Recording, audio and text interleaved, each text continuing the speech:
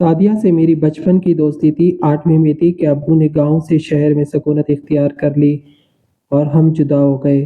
BA کے بعد میری شادی ہو گئی، بیاہ کر پنڈی چلی گئی اور مجھے اس کی کوئی خبر نہ رہی۔ دوبارہ اس کے گاؤں جانا نہ ہو سکا کیونکہ ابو نے وہ جائیداد ہی فروخت کر دی تھی جو گاؤں میں تھی۔ وقت گزرتا رہا، یہاں تک کہ 10 برس بیت گئے۔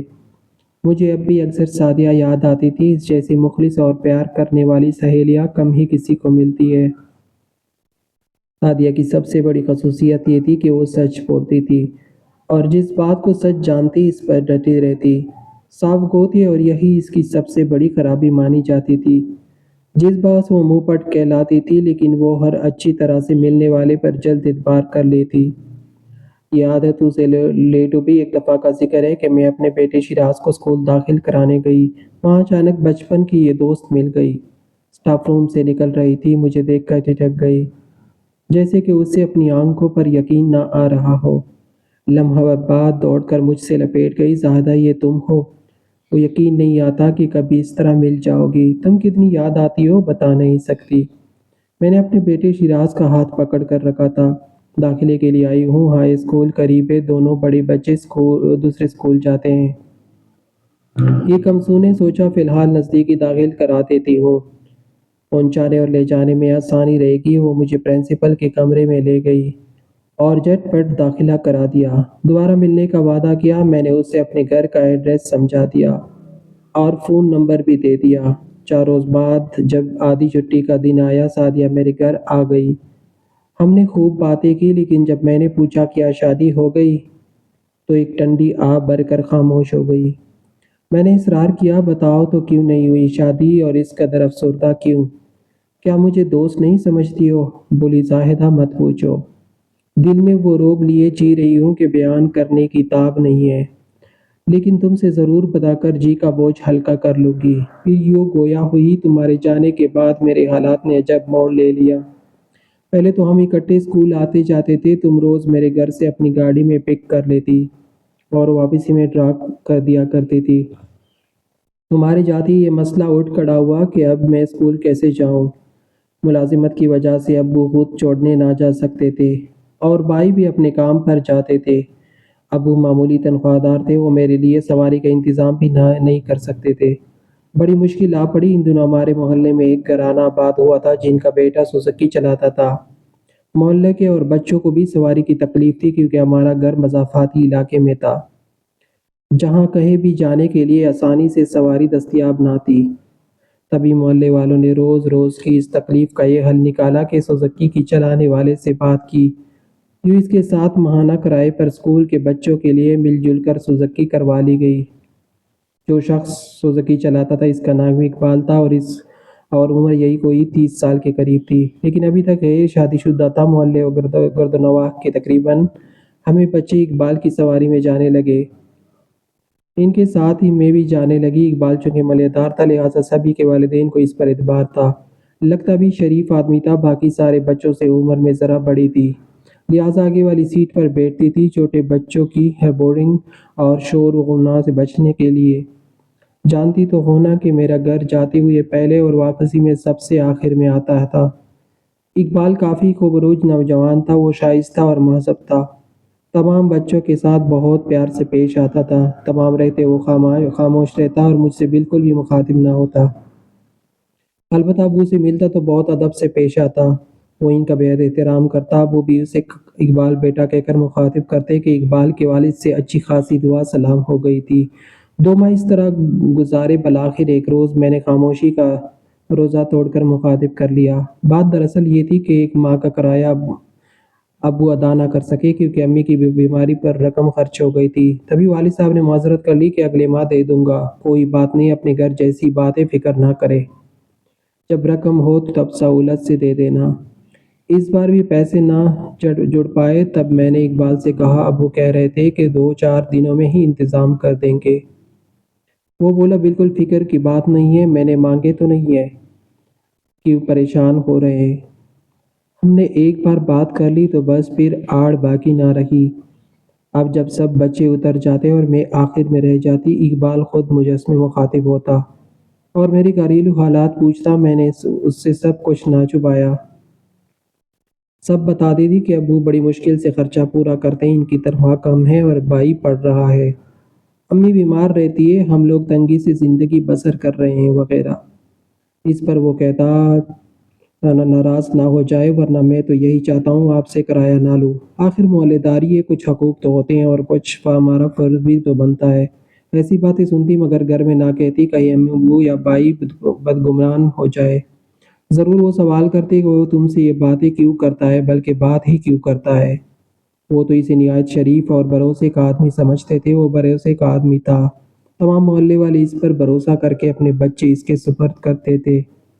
ایک روز میں نے پوچھ لیا، آپ سارے بچوں سے پیار کرتے ہیں، کیا آپ کے کیا آپ کے اپنے بچے ہیں؟ اس نے بتایا کہ میں شادی شدہ نہیں ہوں، لیکن مجھے چھوٹے بچے اچھے لگتے ہیں، اس وجہ سے ان سے پیار کرتا ہوں۔ آپ نے ابھی تک شادی کیوں نہ کی؟ میری بھی ایک کہانی ہے، دراصل میں ایک لڑکی کو پسند کرتا تھا، وہ ایک غریب لڑکی تھی اور اسکول میں ٹیچر تھی۔ میں نے اسے حاصل کرنے کی سرتوڑ کوشش کی، لیکن اس کے گھرانے والے نہ مانے، انہوں نے رشتہ دینے سے منع کر دیا کیونکہ اس کی منگنی اپنے چچا زاد سے ہو چکی تھی۔ مجھے بہت قلق ہوا، آخرکار میرے ابا جان نے سمجھا بجھا کر مجھے خاموش کرا دیا۔ اس لڑکی کا نام ماناس تھا، اس نے قسم کھائی تھی کہ وہ میرے سوا کسی سے شادی نہیں کرے گی، لیکن والدین نے اس کی نہ چلنے دی اور زبردستی اس کے منگیتر سے شادی کرا دی۔ اس نے کہا تھا کہ میں شادی کے بعد یہ بندھن توڑ کر تمہارے پاس آ جاؤں گی، لیکن دن مہینوں اور ماہ سالوں میں گزر گئے اور وہ نہ آ سکی۔ اس کے انتظار میں شادی نہ کی، بالآخر گھر والوں نے مجبور کر دیا اور میری منگنی رشتہ داروں میں کرا دی، لیکن میں ابھی تک شادی سے گریز کر رہا ہوں۔ شاید کبھی ماناز آ جائے تو اسے کیا جواب دوں گا۔ اب تک ماناز کو نہیں بلا سکا، دل کسی اور سے شادی کرنے کو نہیں چاہتا، سخت تکلیف میں ہوں اور اپنی تکلیف کسی کو بھی نہیں بتا سکتا۔ آج نہ جانے کیسے تم کو بتا دیا، یہ کہتے ہوئے اس کی آنکھوں سے آنسو ٹپک پڑے۔ میں نے اس کے چہرے کی طرف دیکھا، اقبال کا دکھ محسوس کر کے شدید تکلیف ہوئی، شاید کہ اس نے اپنی داستان میرے سوا آج تک کسی سے نہیں بتائی تھی۔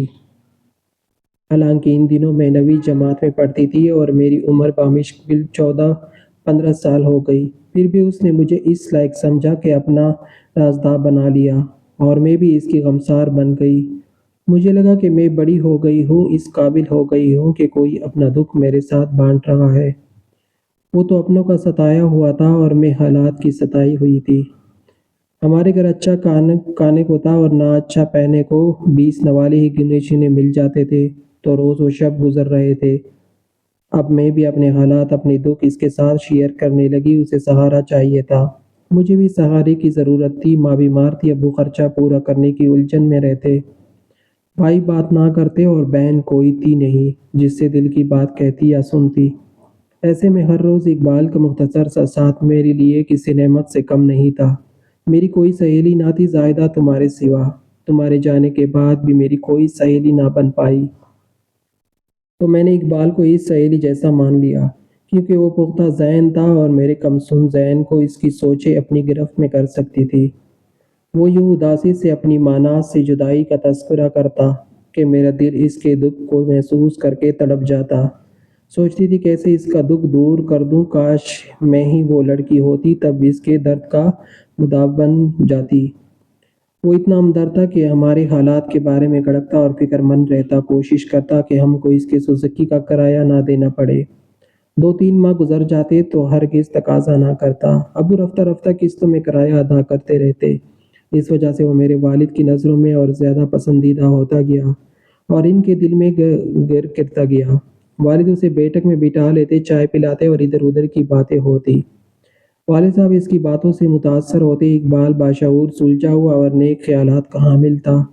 میں دل ہی دل میں اسے چاہنے لگی، ہمدردی چاہت میں بدل گئی، لیکن اظہار نہ کرتی۔ ایسے لڑکیوں کو بری نظر سے دیکھتی تھی جو عشق و محبت کے چکر میں بدنامی مول لیتی تھی، لیکن جب وہ ماناس کا ذکر کر کے افسردہ ہوتا، مجھے اس پر بہت ترس آتا۔ ایک روز اس نے خود مجھ سے اظہار محبت کر دیا، تب بہت پریشان ہوئی۔ میں نے اقبال سے کہا کہ آپ منگنی توڑ دے، بولا یہ ممکن نہیں، تو پھر پہلے میرے ساتھ شادی کر لی، بعد میں اپنی منگیتر کے ساتھ بھی کر لینا۔ رشتہ لائیں گے تو میرے والدین راضی ہو جائیں گے۔ آپ یہی بتانا کہ منگنی ختم کر دی ہے۔ میرے ابو آپ کو پسند کرتے ہیں۔ تسلی دی کہ ہاں ایسا ہی کروں گا، لیکن ایسا کچھ نہ کیا۔ 10ویں جماعت کے پرچے ہونے والے تھے۔ 15 دن کی ہم کو چھٹیاں ملی امتحان کی تیاریوں کے لیے۔ تبھی اس کے گھر شادی کی تیاریاں ہونے لگی۔ شادی کا کارڈ ہمارے گھر آیا تو سن رہ گئی، جیسے کسی نے مجھ پر بم گرا دیا ہو۔ ایسا لگا جیسے دنیا ختم ہو رہی ہو اور جیسے یہ میرا سفر آخرت ہو۔ اب جو چھٹیاں تھی مل بھی نہیں سکتی تھی، چھٹیاں ختم ہو گئی۔ ان کی شادی کو 1 ہفتہ ہو گیا تھا۔ مجھے اسکول تو جانا ہی تھا، 10ویں کا امتحان تھا، کوئی مذاق نہ تھا۔ پہلے روز جب سب بچے سوزوکی سے اتر گئے اور میں اکیلی رہ گئی تو کہا، سنو سعدیہ، مجھے وہ لڑکی بالکل پسند نہیں جس سے میری زبردستی شادی ہو گئی ہے۔ میرا اس کے ساتھ گزارا مشکل ہے، 2-3 ماہ میں ہی دیکھ لینا، میں اسے طلاق دے دوں گا، پھر شادی تم سے ہی کروں گا اگر تم راضی ہو جاؤ۔ بامشکل پرچے دیے۔ آخری پرچے کے دن جب سوزوکی میں بیٹھی تھی، دل رو رہا تھا، چہرہ اترا ہوا اور آنکھیں نم تھی۔ اس نے نظر بھر کر میری جانب دیکھا۔ آج کم بچے تھے۔ انہیں اتار کر اس نے سڑک سے سوزوکی کو موڑ لیا اور گھر سے کچھ دور ایک مکان کے سامنے سوزوکی کو روک لی۔ کہنے لگا، آج تم سے ضروری بات کہنی ہے، اتر آؤ۔ یہ میرے تایا کا گھر ہے لیکن خالی ہے، وہ شہر شفٹ ہو گئے ہیں۔ میں نہیں اتر رہی تھی۔ اقبال نے کہا، امتحان ختم ہو گئے ہیں، اب کہاں مل سکو گی؟ ضروری بات رہ جائے گی، میری بات مان لو۔ 2 گھڑی کو اتر آؤ۔ یہاں بیٹھ کر باتیں کرتے کسی نے دیکھ لیا تو برا ہوگا۔ میرا دل بھرا ہوا تھا دکھ سے۔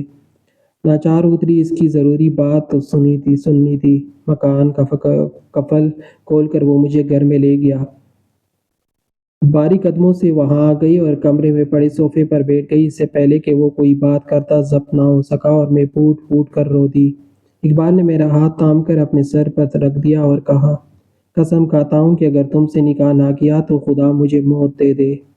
یہ بات سن کر تراک گئی۔ بولا، ہم چھپ کر نکاح کریں گے، جب حالات سازگار ہو جائیں گے تب تم کو لے جاؤں گا اور ساتھ رکھوں گا۔ پہلے سبینہ کو طلاق دینے کا مرحلہ طے کر لوں، ویسے میرے ماں باپ تم کو قبول نہ کریں گے، سوچیں گے تمہاری وجہ سے طلاق دے رہا ہوں۔ میں رو رہی تھی۔ مجھے چپ کراتے کراتے وہ جذبات کے طوفان میں پھنس گیا۔ ہم بہت نزدیک آ گئے اور پھر طوفان تو طوفان ہوتا ہے، سب کچھ بہا لے جاتا ہے، افسوس کے سوا کچھ نہ رہا۔ اس نے مجھ سے خفیہ نکاح کر لیا، اس وعدے پر کہ جب تک وہ اجازت نہ دے گا میں اپنی اور اس کی شادی کا راز افشا نہ کروں گا اور نہ اولاد کو جنم دینے کی خواہش پوری کروں گی۔ میں نے ہر شرط کو منظور کر لیا، کیونکہ جسے من کا مالک مانا تھا تن کا مالک بھی وہی تھا۔ وقت گزرتا گیا، میں نے ضد کر کے پڑھائی جاری رکھی اور ہر رشتے سے انکار کرتی رہی، اس راز کو مگر افشا نہ کیا کہ میں اقبال کی منکوحہ ہوں۔ تعلیم مکمل کرنے کے بعد اسکول میں ٹیچر لگ گئی۔ یوں 10 سال گزر گئے۔ اقبال نے نہ تو میرے نکاح کو ظاہر کرنے کی اجازت دی، نہ پہلی بیوی کو طلاق دی جس نے اقبال کے 4 بچوں کو جنم دیا ہے۔ وہ اسی بیوی اور بچوں کے ساتھ رہتا ہے اور میں اپنے والدین کے ساتھ رہتی ہوں۔ اقبال نے ہی میرا تبادلہ گاؤں سے شہر کرایا ہے تاکہ میں اس سے مل سکوں۔ ہمارا نکاح ہے، وہ مجھ سے یہی کہہ کر شوہر کی حیثیت سے ملتا ہے۔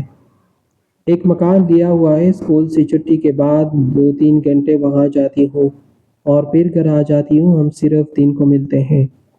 کبھی ایک رات بھی میں گھر سے غیر حاضر نہیں رہی، وہ بھی بیوی اور بچوں سے ایک رات بھی غیر حاضر نہیں ہوا۔ یہ ہے میری زندگی، اس کو تم شادی شدہ زندگی کہو یا غیر شادی شدہ سمجھو۔ ٹیچنگ کر کے خود کماتی ہوں، خود اپنے اخراجات پورے کرتی ہوں۔ اقبال کا کہنا ہے کہ اس پر 4 بچوں کا بوجھ ہے، وہ مجھے خرچہ نہیں دے سکتا۔ میں سعدیہ کی زبانی اس کی کہانی سن کر دنگ رہ گئی۔ عجیب و غریب تمہاری محبت ہے اور عجب سی زندگی تم بسر کر رہی ہو۔ نکاح خفیہ رکھنے کا معاہدہ ہرگز نہیں میری دوست، تم اس بندھن کو کم از کم اپنے والدین پر تو ظاہر کر دو۔ وہ رو کر کہنے لگی، دوست میں ایسا نہیں کر سکتی، کیونکہ جس دن میں نے اپنے اور اقبال کے نکاح کا راز فاش کیا وہ میرے اور اس کے اس بندھن کا آخری دن ہوگا۔ وہ چلی گئی اور میں سوچتی رہ گئی کہ اگر یہ بندھن ایسا ہی کچا ہے تو نہ جانے سعدیہ اس کو توڑ کیوں نہیں دیتی۔ لیکن مجھے 1000 بار سوچنے کے باوجود اس سوال کا جواب سمجھ میں نہیں آیا۔